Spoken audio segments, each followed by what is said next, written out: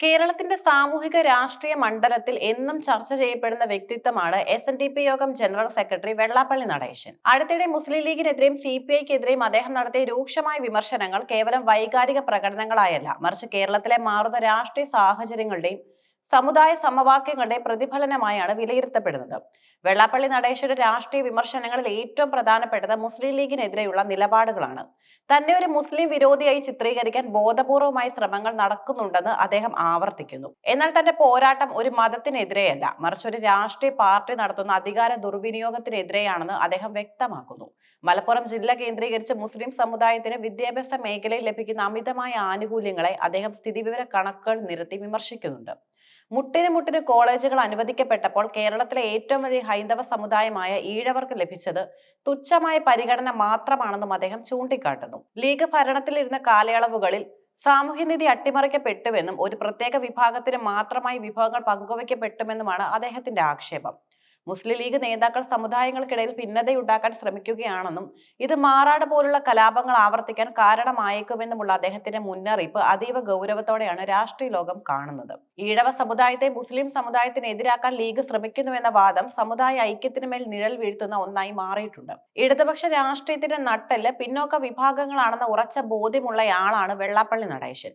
എന്നാൽ CPIയുടെ സമീപകാല നിലപാടുകൾ ഈ അടിത്തറയ്ക്ക് വിള്ളൽ ഉണ്ടാക്കുന്നതാണെന്നും അദ്ദേഹം വിശ്വസിക്കുന്നു. CPIയിലെ പുതിയ തലമുറ നേതാക്കൾക്ക് ചരിത്രബോധമില്ലെന്നും അവർ മൂഢസ്വർഗത്തിലാണ് വസിക്കുന്നതെന്നുമാണ് അദ്ദേഹത്തിന്റെ പരിഹാസം. തിരഞ്ഞെടുപ്പ് പരാജയത്തിന് ശേഷം അത് മുന്നണിക്കുള്ളിൽ ചർച്ച ചെയ്യുന്നതിന് പകരം മാധ്യമങ്ങൾക്ക് മുന്നിൽ വിഴുപ്പലക്കുന്നത് ശരിയല്ലെന്ന് അദ്ദേഹം ഓർമ്മിപ്പിക്കുന്നു. CPIയുടെ നിലപാടുകൾ മുന്നണിയിൽ അനൈക്യത്തിന്റെ തോന്നൽ ഉണ്ടാക്കുന്നുവെന്നും അത് ആത്യന്തികമായി ഇടതുപക്ഷത്തെ തകർക്കുമെന്നും അദ്ദേഹം മുന്നറിയിപ്പ് നൽകുന്നുണ്ട്. മുഖ്യമന്ത്രി പിണറായി വിജയനുമായി തനിക്കുള്ളത് വ്യക്തിപരമായ സ്നേഹബന്ധമാണെന്ന് അദ്ദേഹം തുറന്നു പറയുന്നു. മുഖ്യമന്ത്രിയുടെ കാറിൽ സഞ്ചരിച്ചതിനെ രാജ്യദ്രോഹമായി ചിത്രീകരിക്കുന്ന മാധ്യമങ്ങളെയും രാഷ്ട്രീയ എതിരാളികളെയും അദ്ദേഹം കടന്നാക്രമിച്ചു. ഒരു സവർണ നേതാവോ ന്യൂനപക്ഷ നേതാവോ ആണ് ഇത് ചെയ്തിരുന്നെങ്കിൽ ഇവിടെ ഒരു പ്രശ്നം ഉണ്ടാകില്ലായിരുന്നുവെന്ന അദ്ദേഹത്തിന്റെ നിരീക്ഷണം കേരളത്തിലെ ജാതീയമായ വിവേചനങ്ങളെ വീണ്ടും ചർച്ചാ വിഷയമാക്കുന്നു. താൻ പിണറായിയുടെ കൂടെ അല്ലെന്നും മറിച്ച് നീതിക്ക് വേണ്ടി സംസാരിക്കുന്ന ഒരാളാണെന്നും അദ്ദേഹം അടിവരയിടുന്നു. ശബരിമല വിഷയത്തിൽ പിണറായി സർക്കാർ സ്വീകരിച്ച നിലപാടുകളെ വെള്ളാപ്പള്ളി പൂർണ്ണമായും പിന്തുണയ്ക്കുന്നുണ്ട്. സ്ത്രീ പ്രവേശന വിധി നടപ്പിലാക്കാൻ ശ്രമിച്ച സർക്കാരിനെ കുറ്റപ്പെടുത്താനില്ലെന്നും കോടതി വിധി നടപ്പിലാക്കുക എന്നത് ഭരണഘടനാപരമായ ഉത്തരവാദിത്തമായിരുന്നുവെന്നും അദ്ദേഹം കരുതുന്നു. ഈ വിഷയത്തിൽ രാഷ്ട്രീയ ലാഭത്തിനായി സമരം ചെയ്തവർ ഇപ്പോൾ തിരിച്ചടി നേരിടുകയാണെന്നും ഉപ്പ് തിന്നവർ വെള്ളം കുടിക്കട്ടെ എന്ന നിലപാടിലുമാണ് അദ്ദേഹം. വെള്ളാപ്പള്ളി നടേശന്റെ എല്ലാ പ്രസംഗങ്ങളുടെയും കേന്ദ്ര ബിന്ദു ഈഴവ സമുദായത്തിന്റെ അവകാശങ്ങളാണ്. കേരളത്തിലെ ജനസംഖ്യയിൽ വലിയൊരു ശതമാനം ഉണ്ടായിട്ടും അധികാരത്തിന്റെ പങ്ക് പറ്റുമ്പോൾ ഈഴവർ പിന്തള്ളപ്പെടുന്നു എന്ന വികാരം അദ്ദേഹം ശക്തമായി പ്രകടിപ്പിക്കുന്നു. സർക്കാർ സർവീസിലും വിദ്യാഭ്യാസ സ്ഥാപനങ്ങളിലും പിന്നോക്ക വിഭാഗങ്ങൾക്ക് അർഹമായ പ്രാതിനിധ്യം ലഭിക്കുന്നില്ല.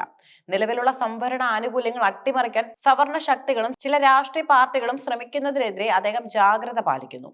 സമുദായങ്ങൾക്കിടയിലുള്ള അനൈക്യം മുതലെടുത്താണ് രാഷ്ട്രീയ പാർട്ടികൾ മുന്നോട്ട് പോകുന്നതെന്നും അതിനാൽ പിന്നോക്ക വിഭാഗങ്ങൾ സംഘടിക്കണമെന്നും അദ്ദേഹം ആഹ്വാനം ചെയ്യുന്നു.